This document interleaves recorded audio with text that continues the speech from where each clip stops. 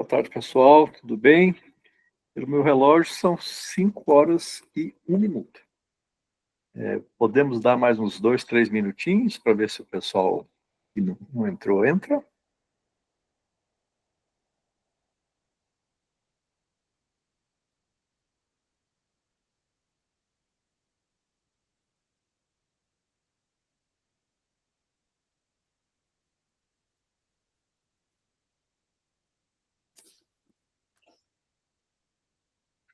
Doutor Renê já está por aí, que eu não estou vendo aqui.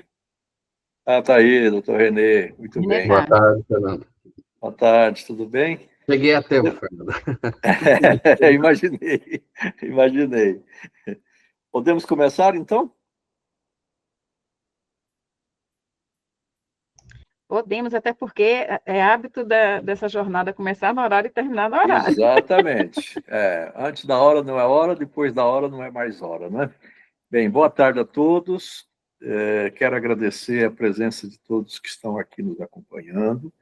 Primeiramente, agradecer os nossos parceiros, a Humane, a OPAS, o Hospital Albert Einstein, o Hospital Beneficência Portuguesa e vocês todos que estão aqui participando, né? Agradecer ao nosso colega, Dr. Renê, que vai ter uma participação bastante importante hoje, aqui conosco. Queria lembrar, logo agora no início, que é preciso assinar no chat a lista de presença, né? Então, tem lá um link, lembrando que quem tiver mais de 80% de presença, aqueles que tiverem mais receberão um certificado à conclusão da jornada. Esse é o nosso 7º episódio dessa jornada de organização das redes de atenção, e eu, então, quero, primeiramente, agradecer novamente a Meline Rocha, que é a representante do Centro Colaborador de Uberlândia, que vai falar logo em seguida, e vai nos apresentar o vídeo, né, gravado pelo Dr. Humberto Machado Rezende, que é um reumatologista, um médico reumatologista daquela unidade. Depois disso, eu farei um breve comentário, brevíssimo, e passo de imediato a palavra para o Dr. Renê, que vai fazer os seus comentários conceituais, né, naquilo que o CONAS tem sempre defendido no seu entendimento de regulação e contratualização, à luz das nossas experiências, né, já bastante exitosas. E depois nós temos também a possibilidade das perguntas. A nossa Tati vai nos ajudar com as perguntas no chat, passando aqui para a coordenação, para que a gente, então, no final, possa fazer essa partilha. Muito bem. Então, Meline, por favor, é com você. Tá ótimo. Então, boa tarde, doutor Fernando, doutor Renê, boa tarde, professor Eugênio, é uma honra, né? Boa tarde a todos. Primeiramente, eu gostaria de agradecer o convite feito, né, pela Maria José, pela Rúbia Barra, para dizer que é um prazer estar aqui, poder compartilhar um pouquinho das nossas experiências aqui de Uberlândia. Meu nome é Meline, eu estou como diretora da Rede de Saúde da Missão Sal da Terra, uma OS que, por meio de um contrato de gestão com a Secretaria Municipal de Saúde, faz a gestão do setor sul, que é o centro colaborador do CONAS, né, que é o setor laboratório do CONAS. Então, eu vou trazer aqui a experiência que nós tivemos, né, com a regulação para o cuidado das doenças reumatológicas, a regulação ordenada e coordenada pela atenção primária. Eu vou compartilhar aqui a tela.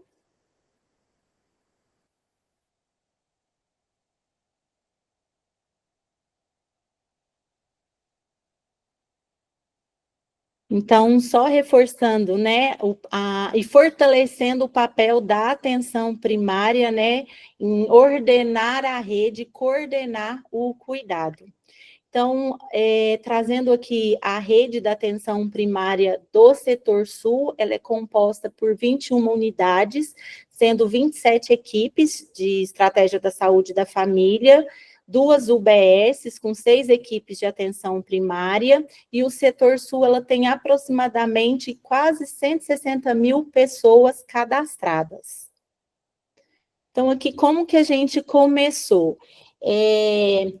Quando iniciamos aí em 2017, o município ele possuía aproximadamente quase 2.500 pessoas na fila, sendo o setor sul com quase 870 pessoas na fila da reumatologia, com um único profissional para poder fazer esse atendimento. Então, como a demanda era muito grande, foi então decidido introduzir as doenças reumatológicas no macroprocesso das condições crônicas da APS, né? Como os médicos da APS, eles estão aptos a atender as doenças de alta prevalência e baixa complexidade, como a hipertensão, o diabetes, eles também seriam responsáveis por aquelas doenças reumatológicas de baixa complexidade, com baixa prioridade, nos casos, a fibromialgia e as artroses.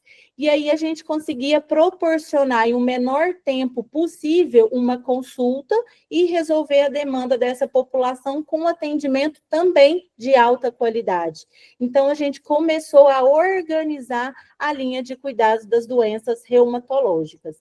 Então, iniciou, né, a sensibilização das equipes em relação à linha de cuidado das doenças reumatológicas, seguimos para a capacitação dos médicos em relação ao protocolo do atendimento, seguindo uma classificação de risco. Havia aqui no município protocolos de ordenamento de necessidade e de riscos, mas esses protocolos precisavam ser revisados e muitos dos médicos que atuavam na área desconheciam esse protocolo. Então, foi feito toda uma abordagem, uma reciclagem com esses médicos. E a classificação de risco foi feita por critérios de prioridade alta, média ou baixa complexidade. Em paralelo, além da capacitação com a equipe médica, a não ser também os médicos da atenção primária, teve um olhar também para os ortopedistas, que eram os especialistas também, que encaminha muito para essa especialidade. O médico, o reumatologista, ele fez em paralelo uma capacitação com a equipe multiprofissional, envolvendo o fisioterapeuta, o profissional de educação física e o psicólogo, promovendo ali uma discussão para o grupo de fibromialgia, né? A finalidade desse grupo era promover o ganho da funcionalidade, reduzir a dor, melhorar a qualidade de vida, quebrar aquele ciclo de dor, inatividade e dor. Então, nós tivemos a sensibilização, a capacitação da equipe médica, a capacitação da equipe multiprofissional e o estudo e a higienização das nossas filas. Quando a gente fala higienização das nossas filas, é uma qualificação da nossa fila, é avaliar de fato se o paciente que está aguardando, ele realmente precisa, ele vai ser reclassificado de acordo com o protocolo, e aí a gente começa a adotar os graus de prioridade e aqueles pacientes que são classificados de baixo, né, o verde e o azul, eles são manejados na atenção primária, e aí insere-se o profissional especialista na atenção primária, juntamente com o médico, para poder compartilhar esse cuidado. Então, a gente passa, então, agora a ter um olhar para esse público dentro da atenção primária e apoiado pelo especialista. Então, aqui a gente fala a tutoria, né, mas todos conhecem pelo matriciamento. E aí, não adianta a gente ter todo esse trabalho se a gente não tiver um monitoramento dessa fila. E aí, a gente tem aqui uns dados, né? A gente trouxe os dados em relação ao início do projeto.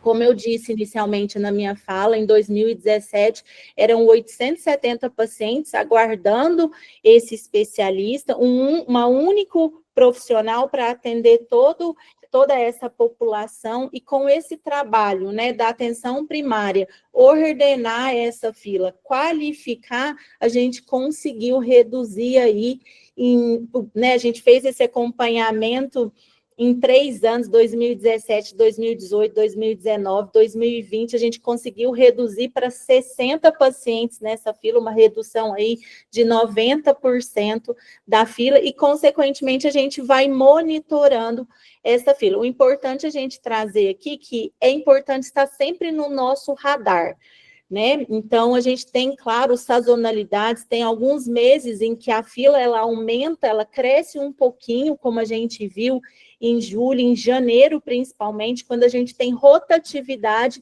dos profissionais médicos, e aí inicia também todo o processo, novamente, de qualificar e de capacitação.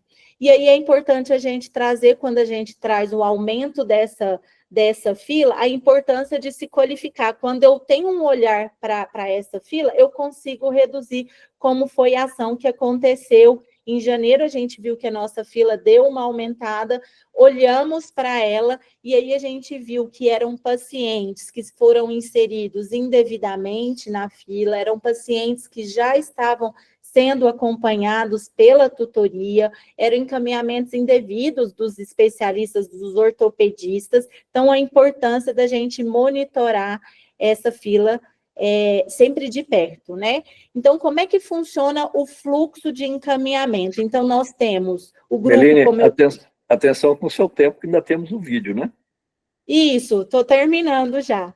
O fluxo de encaminhamento do grupo, né? Então, o médico identificando a necessidade, né, com uma dor crônica, né, com indicação, ele insere para a equipe multiprofissional, e aí a equipe, né, insere esse paciente neste grupo, e o fluxo de encaminhamento para a tutoria. Então, o paciente com a necessidade de avaliação da reumatologista, o médico dá atenção primária, realiza a consulta, faz a primeira avaliação, aplica o protocolo de priorização. Aqueles pacientes, então, que são classificados de azul e verde, eles são atendidos na atenção primária.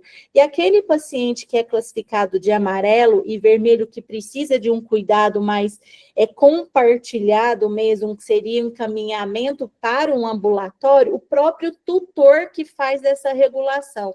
Então, antes de eu inserir ele nessa possível fila, o médico da atenção primária discute o caso com o tutor, e ele, o próprio especialista, que agenda nas suas agendas. Então, todo esse fluxo ele é coordenado e ordenado e monitorado pela atenção primária.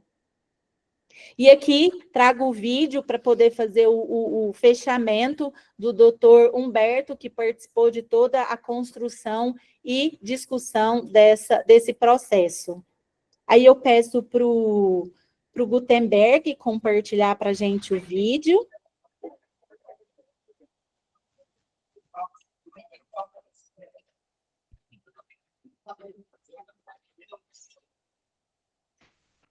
Enquanto o Guto prepara, quero agradecer a presença do Eugênio Vilaça, que eu não tinha visto aqui. Abraço, Eugênio. Prazer e uma honra tê-lo aqui conosco.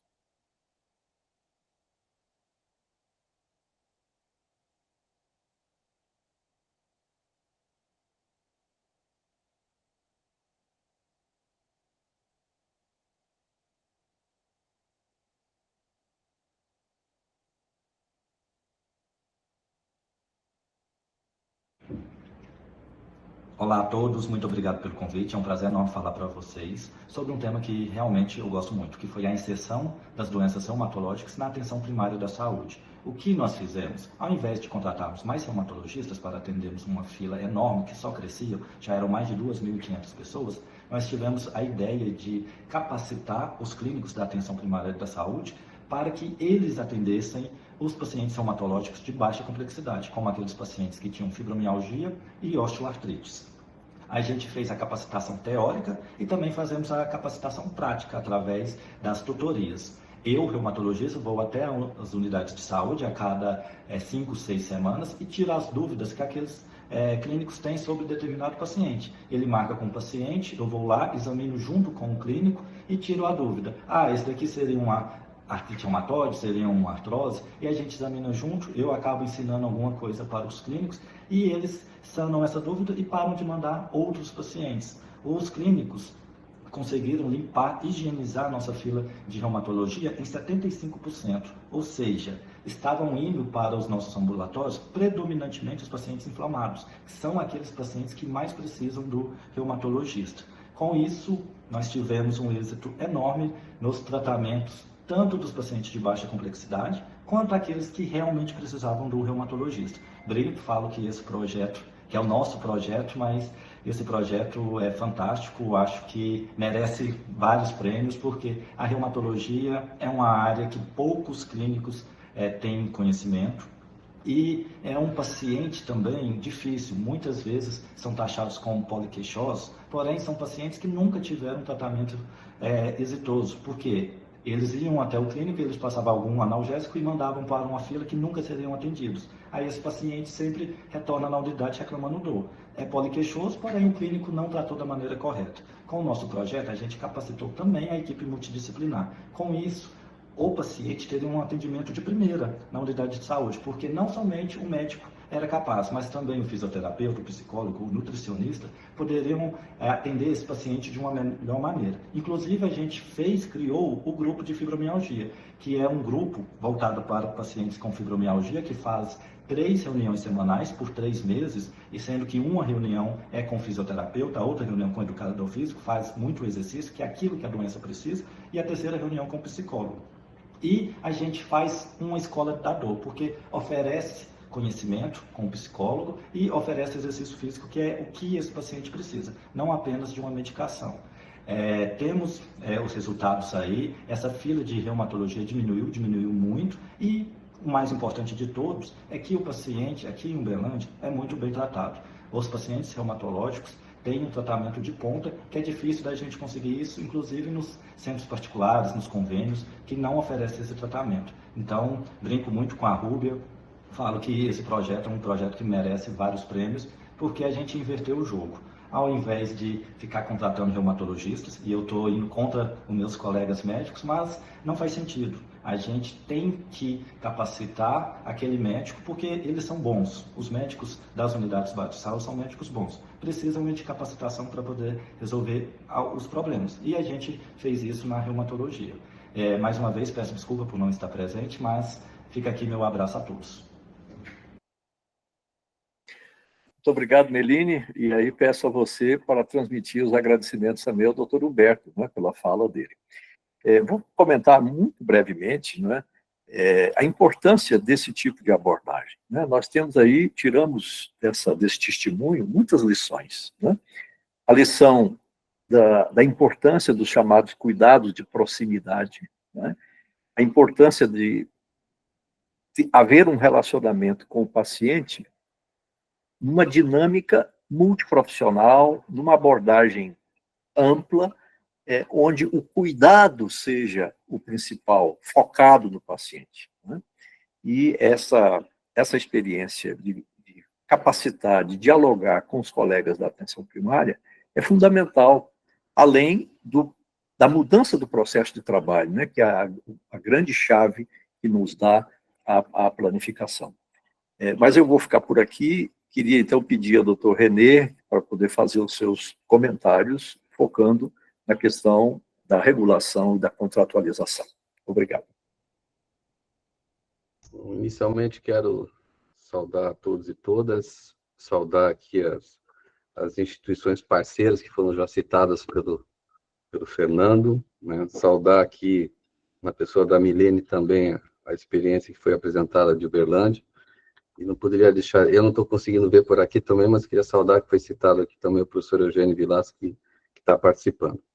Eu vou buscar falar um pouco de uma maneira mais ampla, por conta até do tema que foi dado a essa discussão da jornada, que foi regulação e contratualização. E aí, aproveitando esse tempo que me foi dado, eu queria um pouco situar as pessoas no contexto normativo atual que nós temos da regulação. Quais são os desafios que nós temos hoje em relação à regulação da atenção à saúde, que eu acho que faz parte muito da discussão que foi apresentada aqui com essa experiência? Qual é a nossa discussão em relação ao papel da atenção primária nessa regulação? Eu acho que esse, para mim, é o grande diferencial da nossa discussão hoje, e a gente precisa aprofundar um pouco isso. E também, para não fugir ao tema que foi dado, uma das coisas mais consequências da regulação é a questão da contratualização de todos os pontos de atenção. E, no final, eu vou situar a todos aqui, aproveitando, inclusive, que a Luciana está aqui, né, Fernanda, a Luciana, que acompanha aqui a matéria de atenção à saúde, eu vou situar um pouquinho em que fase nós estamos nessa discussão junto ao Ministério da Saúde. De fato, a regulação, como a gente entende, do ponto de vista normativo, ela acabou sendo inserida nas discussões do SUS de uma maneira mais sistematizada a partir do Pacto pela Saúde em 2006. Até então, a gente não tinha isso de uma maneira muito sistematizada, né? Pelo contrário, a gente até não tinha textos que referiam-se isso de uma forma muito clara. E o Pacto pela Saúde, não sei se o pessoal ainda lembra disso, mas deveria lembrar, né, porque nós estamos, né, Fernando, sobre a vigência ainda do termo de compromisso de gestão do Pacto pela Saúde de 2006. E lá havia uma situação que era uma figura de 3 pactos, né? Tinha o Pacto pela Vida, o Pacto de Defesa do SUS e o Pacto de Gestão. E dentro do Pacto de Gestão, nós participamos muito dessa discussão com o Ministério, com o CONAS e com a CONASEMES, nós tínhamos diretrizes para a gestão do sistema. E pela primeira vez, como diretriz da gestão do sistema, apareceu a palavra regulação. Eu estou falando de 2006. Quando nós tivemos essa discussão, do pacto surgiram várias portarias para dar vazão justamente àquilo que foi estabelecido no pacto nessas diretrizes. E não é por acaso que a portaria de regulação, que fala da Política Nacional de Regulação, ela é de 2008, ou seja, ela sucedeu nos aspectos normativos a partir do pacto e se estabeleceu esses conceitos de regulação. E nós participamos da discussão também, a regulação acabou tendo uma composição de 3 dimensões, né? Uma delas é a regulação do sistema, outra a regulação da atenção à saúde, no sentido mais amplo, principalmente focado nos processos de definição a partir das necessidades, na relação principalmente da execução de serviços, né, por prestadores, na contratualização desses serviços, enfim, no processo de monitoramento e avaliação desses serviços. E a outra dimensão foi o pacto, foi dentro dessa questão da regulação, foi a regulação do acesso, que foi colocado muito claramente como a regulação que se estabelecia a partir dos complexos reguladores. Por uma questão que eu acho que advém da forma com que o Ministério da Saúde financiou essa implantação da política, principalmente concentrando o financiamento na base da regulação do acesso dos complexos reguladores, de fato, a regulação acabou sendo entendida dali para frente apenas como regulação de acesso. E não é difícil de acontecer, a gente ia em uma secretaria e pedia assim para falar com o pessoal da regulação, e quem vem conversar conosco é o pessoal dos complexos reguladores. Por quê? Porque o entendimento da regulação da atenção no sentido amplo, do qual faz parte a regulação do acesso, acabou sendo limitado, muitas vezes, à discussão da regulação do acesso, sistemas de regulação do acesso. E no atual cenário que nós temos, nós estamos hoje diante da mesma portaria de 2008. Nós estamos em 2025, mas a portaria que estabelece os aspectos de regulação é de 2008. E houve uma situação que não é à toa, que eu acho que é um divisor de águas, o Eugênio sempre coloca que tem algumas portarias que são divisores de água, que é a portaria 4279, que já é de 2010. E na portaria de 2010, que trata justamente, né, justamente dessa questão que envolve a organização de redes, nós passamos a ter um novo perfil na discussão da regulação. E a portaria de 2008 não contemplou esse perfil. Diante desse cenário, o que nós temos hoje, então? Alguns desafios. O primeiro desafio é entender como estabelecer a regulação da atenção à saúde, partindo de uma visão muito mais ampliada, que foi nos dada pela portaria 4279, que contemplou, de certa maneira, uma ressignificação da regulação à luz da organização das redes de atenção à saúde, com foco no papel da atenção primária à saúde, como coordenadora e ordenadora das redes. coordenador do cuidado e ordenador das redes. Portanto, isso faz com que a gente tenha um grande desafio hoje, né? Como é que a gente vai pensar a regulação não escrita na portaria de 2008, mas estabelecida a partir principalmente da portaria das redes, como a gente pode pensar a regulação hoje? E aí, a gente tem aí, inclusive, publicações feitas pelo CONAS, com o CONAS Documento 41, que trouxe algumas perguntas que, na época, foram tratadas até como um indicador para algumas estratégias a serem respondidas. E eu repito essas perguntas hoje, porque eu acho que elas estão muito mais próximas, inclusive, da prática que foi colocada hoje. Como, de fato, a gente organiza a regulação da atenção à saúde no SUS à luz das diretrizes estabelecidas pela 4279? Uma pergunta que já há muito tempo é colocada: a atual regulação é adequada para as condições agudas e para as condições crônicas de forma igual? Como deveria ser a regulação do acesso do usuário que tem seu risco estratificado na atenção primária e precisa de uma consulta ou um exame especializado? Essa pergunta já foi feita agora, na apresentação que nos sucedeu. Como é que vai ser o papel da atenção primária? Qual deveria ser o papel da regulação do acesso na atenção primária? Uma demandadora? Mas se ela é uma demandadora, ela não está regulando necessariamente.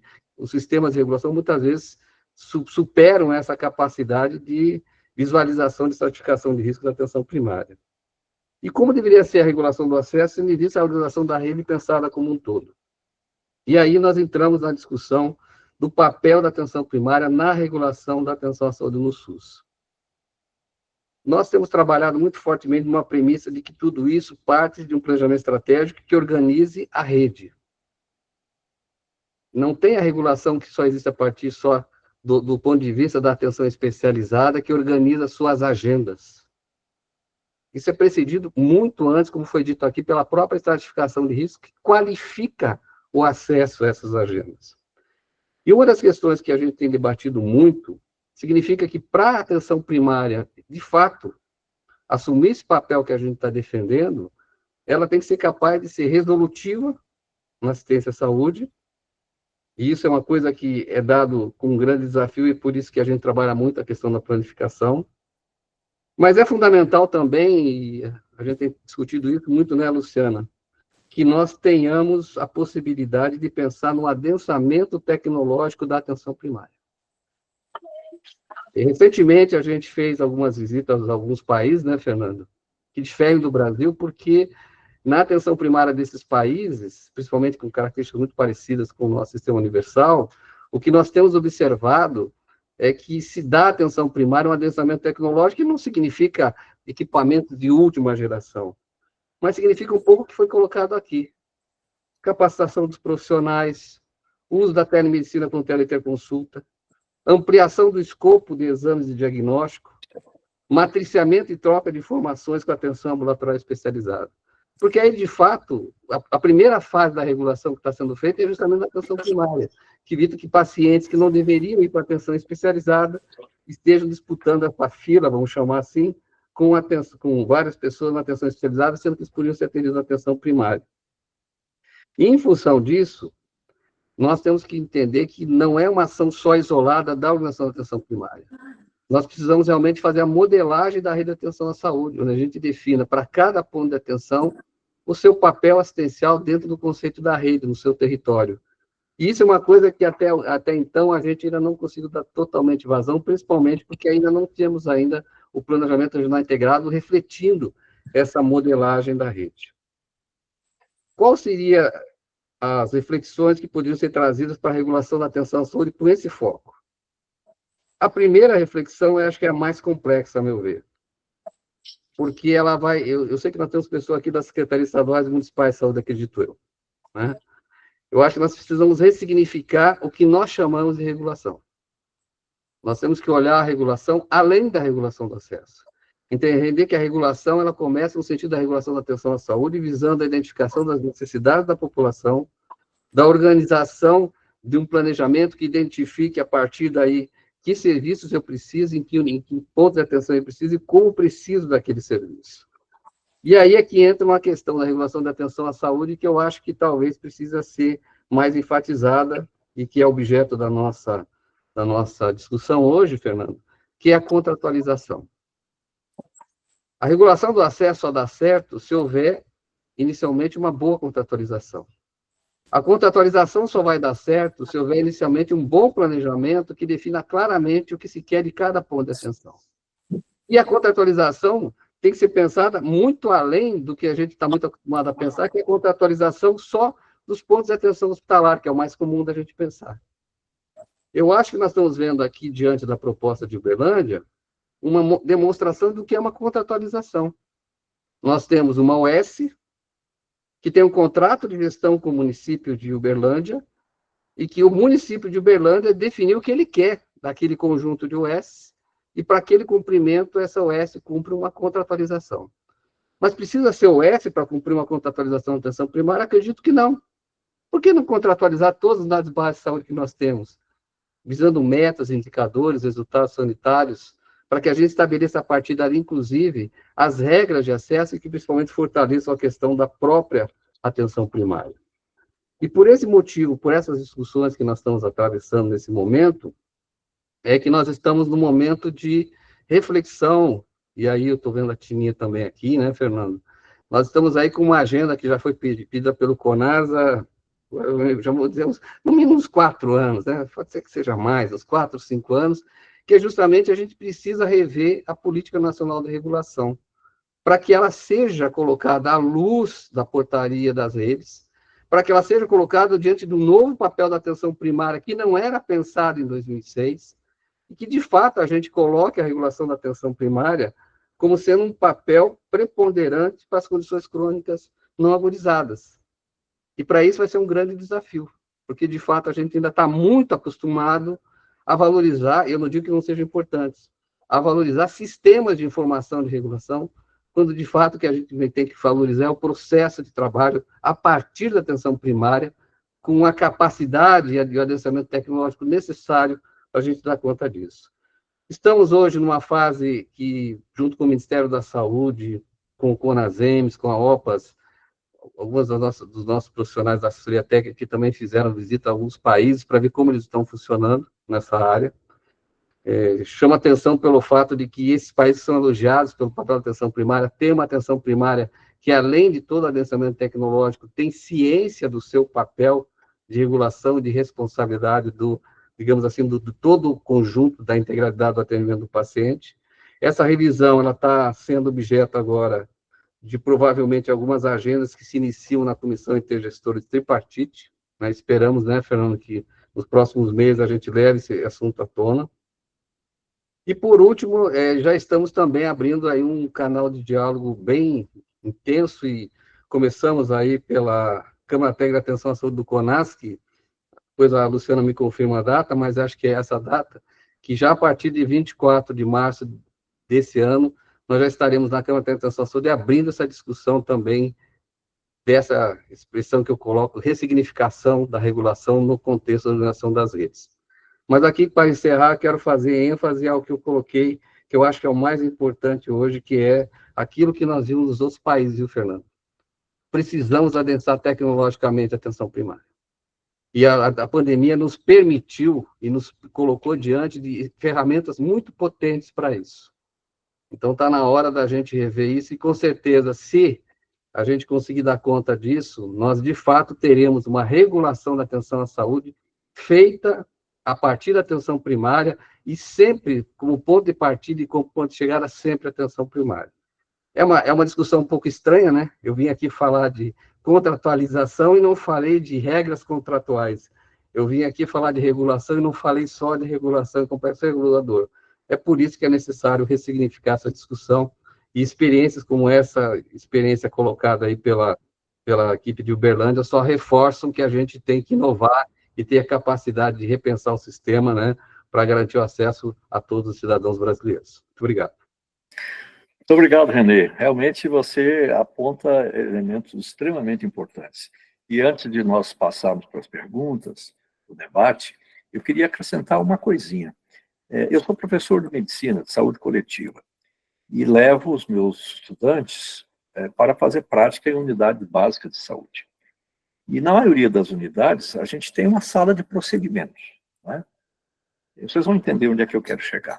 E eu costumo perguntar, mas que procedimentos são feitos aqui? Vocês drenam abscesso? Não.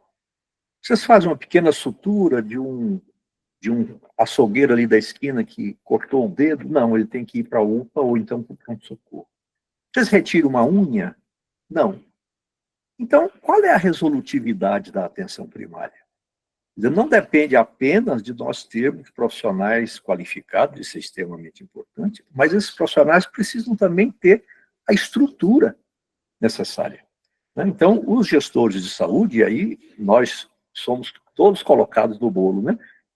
Gestores municipais, estaduais, gestor federal. Aquela história da professora Bárbara Staffel dizer com muita propriedade que a atenção primária é capaz de resolver 85%, 90%. É verdade, mas desde que ela tenha as condições adequadas de resolução. É isso que o René mencionou.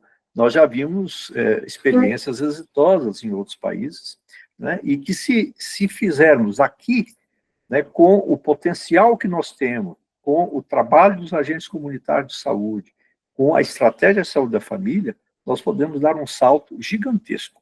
Mas é preciso trabalhar tudo isso à luz daquilo que nos ensina e que nos definem as redes de atenção à saúde. Né? Então, esse trabalho todo, né, que o CONAS desenvolve, juntamente com vocês, com os elementos conceituais do professor Eugênio, né, e as contribuições de tantos outros, é de fundamental importância para que a gente possa caminhar para frente. Né? E o René coloca aí alguns desafios, algumas propostas sobre as quais nós precisamos nos debruçar. Né? Bem, tem gente com a mão levantada, alguém levantou, mas eu não estou conseguindo ver por aqui. No chat, a Tati me informa que nós não temos perguntas, temos muitos elogios e justificados elogios para a apresentação da Meline, né? Nós temos ainda algum tempo, de modo que aqueles que desejarem se manifestar, que poderiam levantar a mãozinha aí. Não estou vendo por aqui nenhuma mão levantada. Se alguém estiver com a mão levantada e não estiver aparecendo na minha tela, por favor, se manifeste.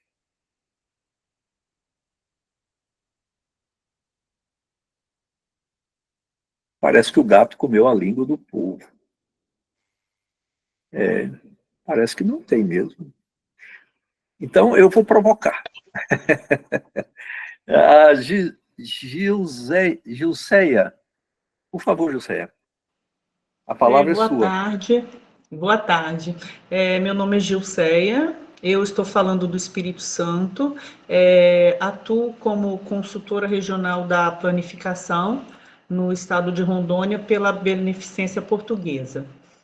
Atualmente eu estou na região do Café, né? Eu sou consultora da atenção primária. Porém, aqui no meu estado, embora tenha toda uma formação de atenção primária, há um tempo eu estou atuando na regulação. Eu coordeno a Central Estadual de Regulação da Terapia Renal Substitutiva. Então, eu sempre brinco que eu sou uma cria da APS que caiu lá na regulação e, embora eu tivesse curso de especialização, mas né, só de uns anos para cá que eu estou efetivamente lá. E, assim, a fala de vocês é toda, como eu vejo, eu vivo isso, até sofro isso no dia a dia. Por quê? Porque a regulação, infelizmente, ela é vista como uma regulação do acesso. E a gente as pessoas que estão na regulação, infelizmente, não conseguem ver o papel da atenção primária como coordenadora da rede, né? Então, é complexo, né? E, como eu disse, quem vem com outra visão, quem está mergulhado na planificação há mais tempo, por quê? O que eu vejo da experiência de Minas? Eles colocaram o modelo de atenção à condição crônica, né, para funcionar dentro de uma linha que muitas vezes é renegada, né? Uma linha que ela não é aquela linha que, digamos, prioritária. Então, olha que linda a experiência, mas né, que com sucesso absoluto, porém, é óbvio, foi trabalharam, pegaram o modelo de atenção à condição crônica, e que bom quando a gente entende isso, né, que o modelo ele é aplicável a qualquer linha de cuidado, e que realmente, seguindo ali, né, todas as diretrizes que tem dentro do modelo, e que conseguiu ver a atenção primária, e a atenção primária realmente exercer esse papel de coordenadora da rede, falando de rede de atenção e não de uma portaria lá de 2006, né? Então, com essa visão nova do papel, né, o grande papel da atenção primária, fornecendo à atenção primária todos os elementos, né, necessários para que realmente ela exerça esse papel tão lindamente. Então, é mais assim, quase um desabafo, mas como é difícil, né, e como a gente tem que... E eu digo que se eu tenho bons resultados aqui no meu estado, no setor que eu estou, mas por quê? Justamente porque eu vejo essa visão ampliada que nós temos, né, que a gente consegue ter, que a regulação não é só a regulação do acesso, né, que é todo um processo envolvido, e como a gente sonha que as pessoas tenham esse entendimento, essa visão, que a regulação começa pela atenção primária. Obrigado, Então, isso é realmente uma batalha. Eu vou passar a palavra para o Renê, mas só antes um rápido comentário sobre a fala dele, né? Está passando a hora, né, da gente rever isso, porque, olha, a realidade demográfica e epidemiológica hoje é muito diferente daquela de 2006.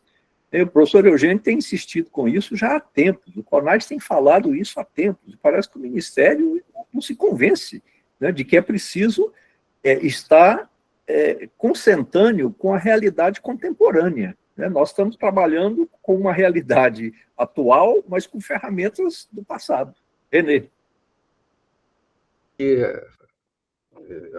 Falar um pouco sobre a fala da José, isso reforça, José, um pouco aquelas premissas que eu coloquei naquilo que seria o desafio de estruturar a regulação da atenção à saúde.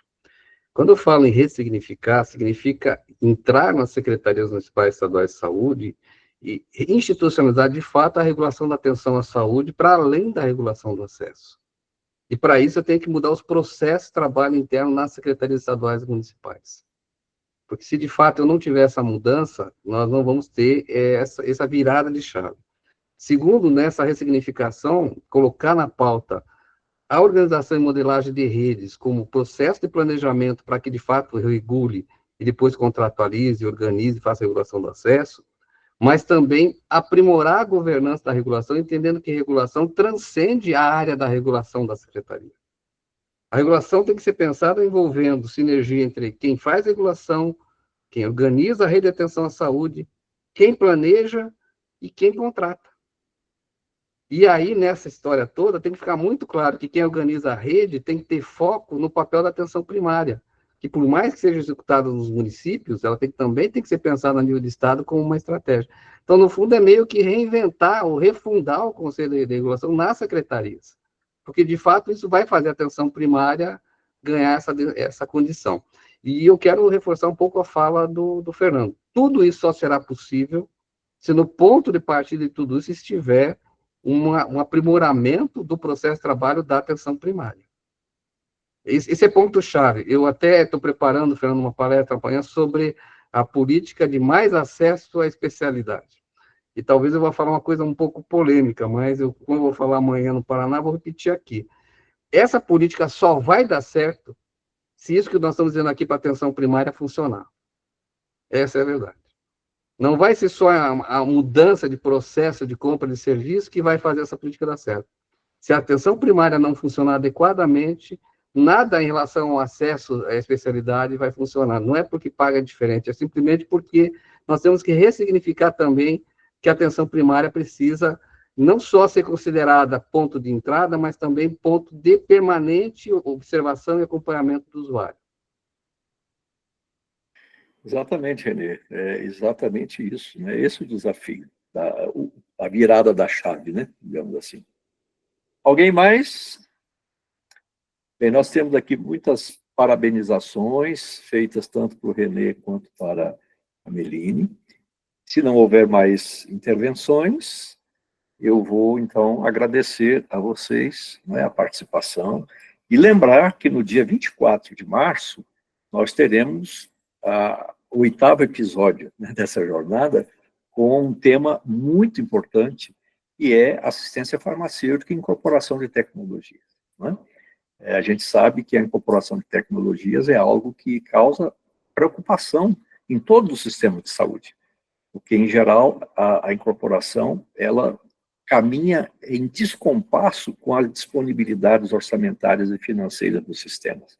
Daí é importante, né, que vocês também, se possível, convidem os colegas envolvidos com essa temática da assistência farmacêutica. Tininha, estou vendo que você está com a mãozinha levantada, faz favor.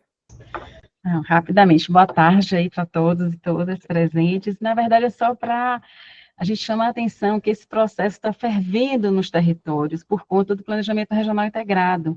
Então, se todo mundo se envolve nisso, a chance da gente, né, obter um êxito é muito grande, mas é se envolver de verdade, é participar, é procurar lá o planejamento. Vem cá, quem que está discutindo isso aqui na Secretaria? Deve ter muita gente da Secretaria Estadual, inclusive aí, da Secretaria Municipal. Então, assim, é esse convite a gente realmente se envolver nesse processo, porque, assim, a gente não consegue enxergar, né, uma outra estratégia que não, a gente trabalhar, organizar as redes de atenção à saúde, e as redes se organizam através de um processo de planejamento regional integrado, né? Que começa lá da ponta e que vai lá até a macro-região. Então, era só um convite aí, um reforço à importância desse processo, de manter esse processo vivo e de que ele aconteça de fato na ponta, que ele extrapole os planos, né, escritos e vá para a prática, porque de plano escrito a gente tem muita coisa, né? Muita coisa boa, bem escrita, mas a realidade, infelizmente, muitas vezes não reflete o que está no plano. E eu acho que esse é o nosso grande desafio.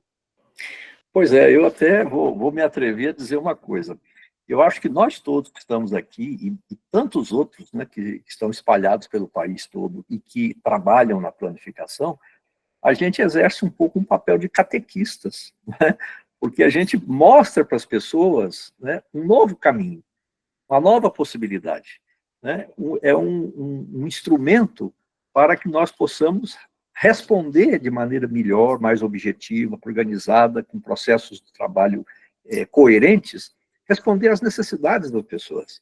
Os sistemas de saúde existem para isso, para responder às necessidades das pessoas. A primeira coisa é nós conhecermos, identificarmos essas necessidades. A segunda é nós estarmos preparados, né, com um instrumental e com um arcabouço de processos de trabalho para fazer com que as nossas ações resultem em benefícios para os nossos concidadãos, né? Com isso, eu agradeço mais uma vez a presença e a participação de todos e já deixo aqui o convite para o dia 24.